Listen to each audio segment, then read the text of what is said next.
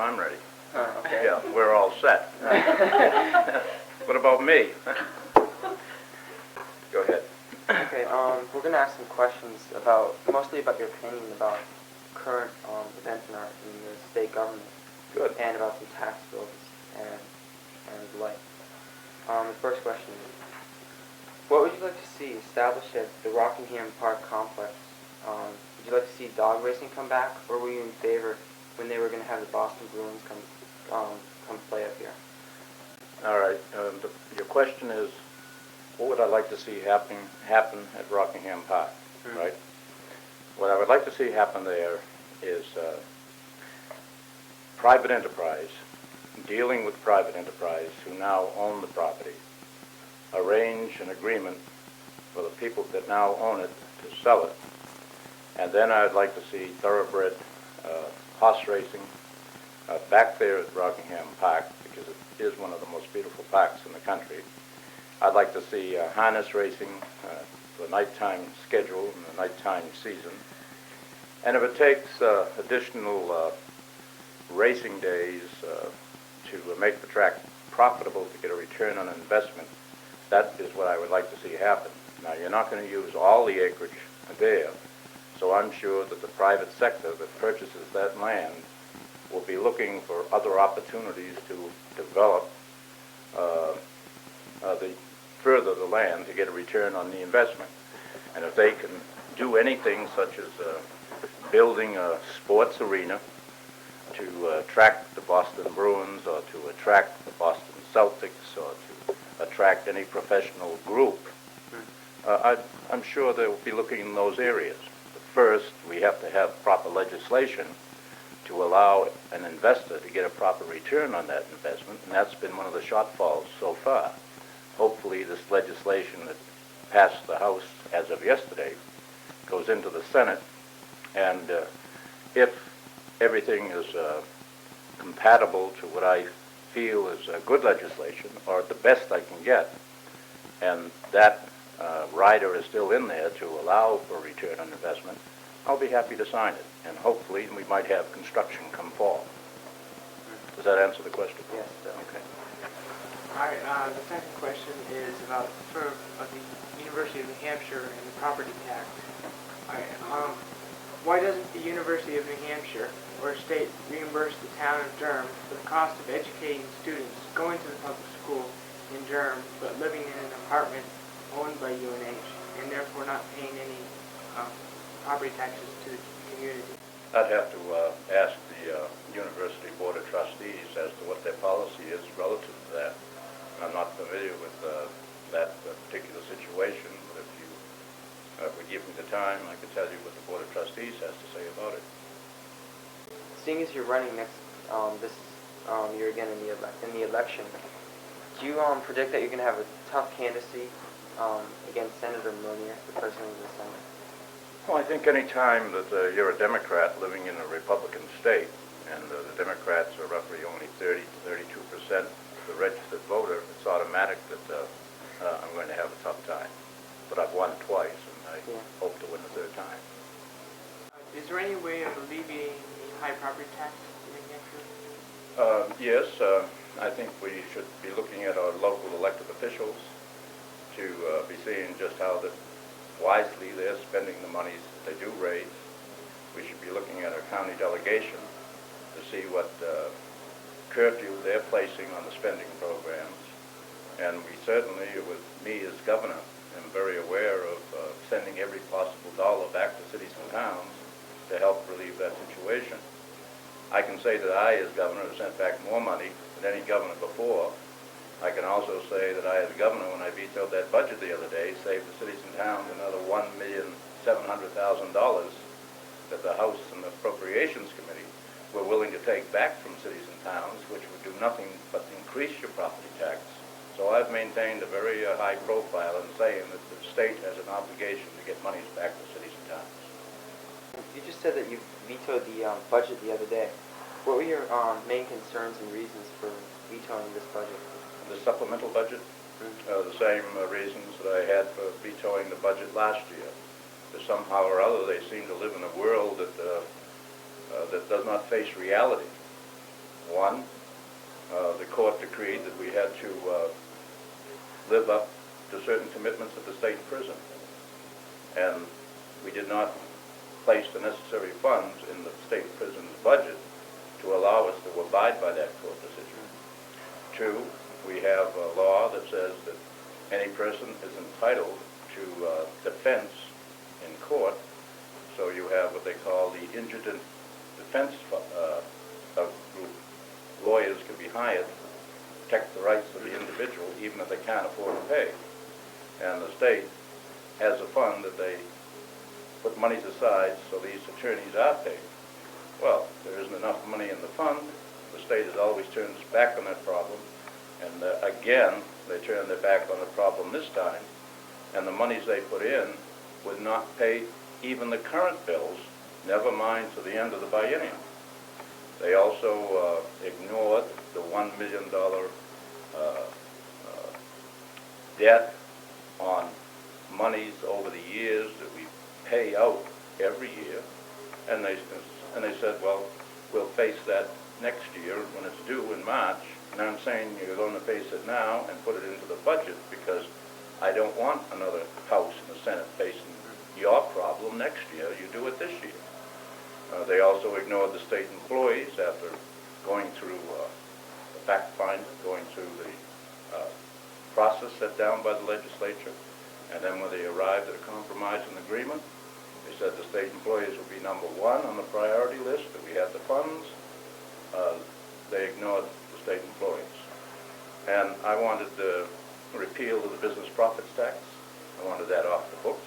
And I can go on and on and on. So I vetoed it and gave it back to them and told them to straighten it out.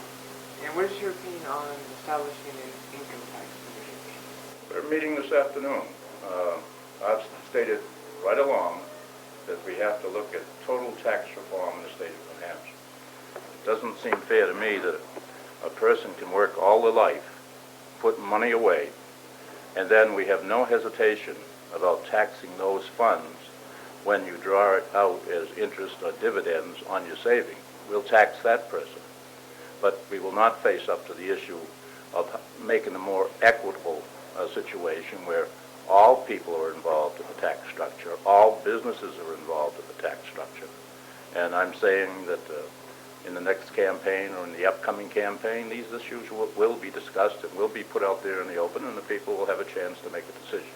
But first you have to get the state itself on a firm, equitable foundation so you're not wasting taxpayers' money. And you don't solve the problems by imposing another tax and throwing money when you might have some waste taking place in various departments and agencies. And what we're doing this term is getting the business community to assist me on becoming more efficient in the various agencies. And that's why I established a management review, so we can look at just what's happening to our tax dollars.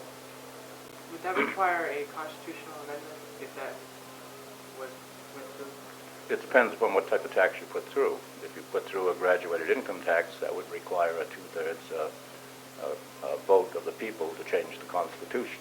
And I can't imagine the people by a two-thirds margin voting to tax themselves.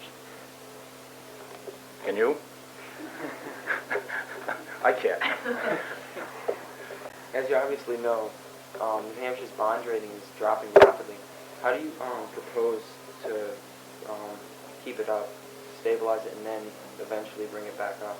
Well, I think if you read the Moody's report, we in New Hampshire tax ourselves very low, and our whole tax structure is tied to the economy. In other words, if you're in a recession and your business profits go down, it has a profound effect on the business profits tax in the state of New Hampshire. If legislation takes place in Washington, which is an accelerated depreciation program, that will have a profound effect on the business profits tax, and it will cost the state of New Hampshire money. If people have not got money to travel and vacations and all that, then you have your rooms and meals tax, your gasoline tax, and they're all affected. And what they're looking at is no stable base to draw from, and they're suggesting that something's out of balance when the average tax per person in the United States and any other state runs about $690 per person. In the state of New Hampshire is 50, that's for only $290 a person. And that's what they're saying. Take a hard look at the tax structure. Does New Hampshire have any governmental groups or environmental groups or organizations going out to Ohio or one of the Midwest states that are the center for the acid rain? I was trying 2 years to ago. lobby the legislature. Well, we have a congressman that have heard from me repeatedly on proper legislation, proper studies to establish this problem or diagnose this problem of acid rain. The Canadian premiers from the Eastern Maritime provinces, whom we are going to be meeting with in 2 weeks, are very concerned about this same problem because they also have major manufacturing plants in Ontario that also spill out a great deal of their problems. So they've got to take care of their own backyard before they, start talking with us. But I think both of us working together could have some impact on Congress and the executive branch in Washington, saying that it is a problem. 2.5 years ago, I put a man on that, and I didn't wish to form another committee or a commission or anything else. And I asked him that when the game wardens went out to stock these isolated ponds, to take a test of the water and take a test of what's happening to the fish and bring those back so we can start having some documentation as to what is happening to some of our ponds. So we're well up on that and out in front on that. Other politicians are joining me now. Is anything being done to neutralize them, like adding a base substance or something? No. What we're trying to do is stop the loss of any further ponds. I think we have about 2 that we can document as being dead. Are those anywhere near Durham or Concord? No. Up north? No. There's one over here in the middle part of the state, in the western part of the state. There's another up south of in the Thornton area, back in up on one of the mountains there. I was worried about the hydroelectric power agreement between New Hampshire and Canada. I thought I heard something about it breaking down, or I wasn't sure about what happened with that. Well, New Hampshire is not in an agreement with Canada on hydropower because I believe in the private sector doing business rather than the states doing business. But when I first became governor, I thought it rather foolish to be so dependent upon oil from the Mideast or Northern Africa or South America. And I felt that we should have alternate sources of energy. And one of the greatest sources available to us is hydropower. And this is why we put legislation on the books to allow the private sector to look at state-owned dams, bid after we set up the rules and regulations on restoring those dams and developing hydropower. And in fact, I was over to groundbreaking Somersworth yesterday on the river there that we're going to captivate, and it's going to provide power energy for 900 homes in that given area, plus the municipal business in that particular area. We did one in Milton, we did one in Ashland, there's one coming up in Bristol, there's one here in Concord, another one in Manchester, and I'll bet we'll have 25 or 30 within the year. But Canada they have tremendous resources at James Bay, and to harness this river, they have to build tremendous dams, and to get the return on investment, they have to put in the turbines, and they can't use all the power that's going to be developed there. And I suggested that New England Power or any utility should be talking with Canada, bring that power down, which flows all the time, it's natural, it's there, and we could utilize it in New England to help bring down our cost of energy. So the private companies have been negotiating with Canada, and now they're talking about running a power line. Our original power line was roughly 690 megawatts. Now they're talking 2,000 megawatts, and it's raised some problems with some environmental groups. So there has to be some public hearings and debates before that can take place. My whole proposal is roughly 700 megawatts. period. And I wanted it for New Hampshire. All of a sudden, it's mushroomed now all over New England. We've already talked about what kind of budget that you vetoed, but what kind of budget would you like to see? I'd like to see a budget that's going to be balanced with a surplus and meet the basic bills, obligations, social needs for the people of the state of New Hampshire. And you're not going to pass me a budget and then I'll go home and leave me sitting here the rest of the year with the problems that you allowed to take place. Because the bills, the attorneys are going to sue us and we'd be in court. The judge is going to come down on us for the prison, so I'll be in court. I have to have the money for Laconia State School or I'll be in court. I have to face up to the state's indebtedness. Well, they're going to be suing us to pay. So write a budget that has these proposals in there, and I'll sign it. I was wondering what you thought about Seabrook and if there would be any further construction besides Seabrook. You mean another nuclear power plant? Yeah, I question if you ever have to worry about seeing another nuclear power plant in the state of New Hampshire after what we've been through with that.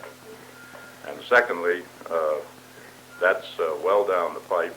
I support the Public Utility Commission with their ruling. You build the first one, see how much power is needed before you take the ratepayers' money and keep investing it down there when you might not need the second one in the foreseeable future. You can always build when the need is there, but don't tie up the money and have the ratepayers absorb the cost of two when you might only be using one. Former Governor Melvin Thompson, he sometimes, as our teacher said, he sometimes made a fool of himself when he tried to get the islands off of the coast of Massachusetts to join New Hampshire. What did you think about this? Did you laugh or did you what did you feel about this? I let the public decide how they felt about it. Didn't get into that deep debate. We had a class discussion on that, and the whole class thought it was kind of humorous. And I just wanted to see how you felt about that. You've noticed I haven't been to South Africa. No. I haven't been fighting any lobster wars. I have not gone to Taiwan, nor have I done research off the northern coast of Scotland looking at oil wells. I've stayed right here in the state of New Hampshire. I was wondering what you thought about Leo Gassard. He has a good chance of winning re-election. I really do not know what candidates are going to be running against Senator Gassard, so for me to say he has a good chance or a poor chance would be rather presumptuous on my part. I've heard a lot of people in our class. We asked them to each write several questions, of which we were going to ask you, and a lot of people wrote things about that you were going to run for state senator, and we were wondering if this was true or not. We've heard a lot of rumors about that. State senator? I'm not sure. A lot of people have said that. Are you talking state senator or United States Senator? United States. United States Senate? The only thing I'm running for, and I'll be announcing that Tuesday unless something happens between now and then, is for governor. I've learned long ago you don't look 2 years or 4 years or 6 years down the road. You apply yourself to what you can see in the present or the foreseeable. Absolutely. Do you have any opinion on the lobster war between Maine and New Hampshire? I'm very thankful they're not shooting each other. We got there hasn't been any war since I've been between the lobstermen since I've been governor, other than I think the wardens over there picked up some of Mr. Flanagan's lobster traps, and I met with the governor of Maine, Joe Brennan, whom I know quite well, and we sat down and we got the lobster traps back, and since that time I haven't heard any problems surfacing. We've established a committee from a group in Maine and a group here to sit down themselves and see if they can address any differences of opinion relative to the line that's going up to the Isle of Shoals, so we could have a clear understanding of just where that line is so we do not run into future difficulties. Seeing as we're talking about the coast of New Hampshire, do you have any concerns about the red tide moving down into the coastal waters of New Hampshire? Of course. They've reported it in Massachusetts just several weeks ago.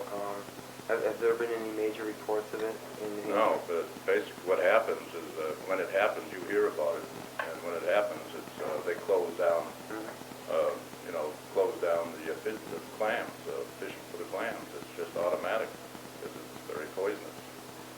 But normally, I think that surfaces sometime in the summertime. How it surfaces, why it surfaces, I do not know. And I'm sure that those in oceanography or marine biology are continually studying that problem.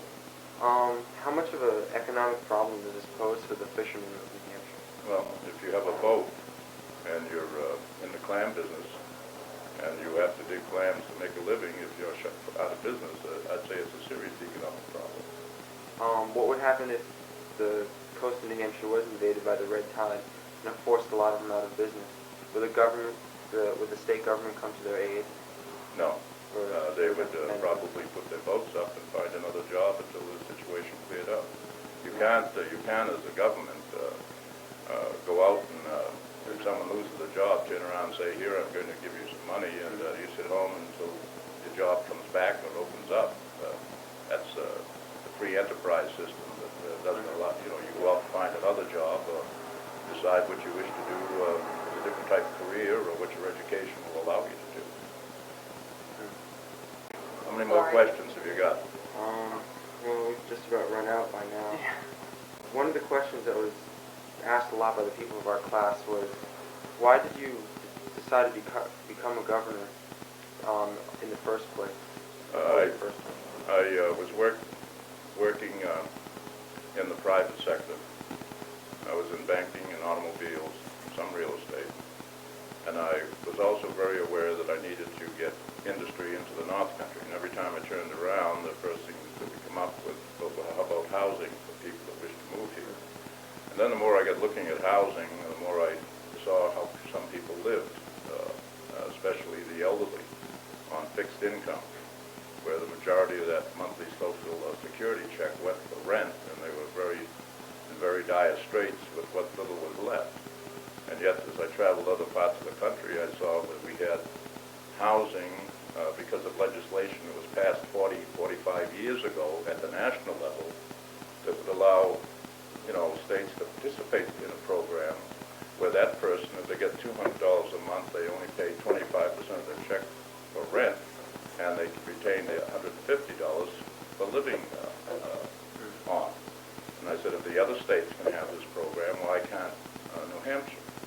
So I ran for the House, got elected, got the legislation passed, and Mr. Thompson was governor and he wouldn't sign it. When he couldn't, I had the votes to override his veto, and he finally let it become law without his signature. But after it became law, the other bit of education I got was Mr. Thompson appointed people to the commission, the Housing Commission, that did not believe in the program, so nothing happened. So I decided that the best way to get things done, like everything else, get in charge. So I ran for governor. We got housing now. Yeah. Did you face a lot of opposition by Governor Thompson? Oh, sure. I faced opposition in my own party. They didn't like the idea of this, someone coming from way up in a small town in the mountains, a Republican town on top of it, deciding he was going to be the Democratic governor. What were some of the jobs that you held before the House Representative? Construction, trucking, automobiles, ownership of dealerships, bank director, bank president, organized a bank, some real estate transactions. But basically what the things I did as I grew in income, it freed me up to put other people in these places, and I could go out and become involved in housing, or become involved in the New Hampshire Vermont Development Council, or become involved in the Small Business Administration to assist people how to get into a business and how to set up cash flows and financial statements and hire. So it allowed me a great deal of free time to go out and do some things that I felt were important. And I think there's something very primary with anyone that is in any state, in any business. I think something has to go back into the system. I mean, you just can't take everything and enjoy everything without contributing some time and some effort to making changes or improving things you feel are wrong, and then let the people decide whether you're right or wrong. All right. Sorry. All right. I'm awfully sorry. If you have no more questions, I assume you haven't. No, we have. I'll go on to my next meeting. And I think it's relative to the whole tax structure, so I'd rather sit here and talk with you two. Thank you very much. Okay, you're very welcome. Take care. Thank you.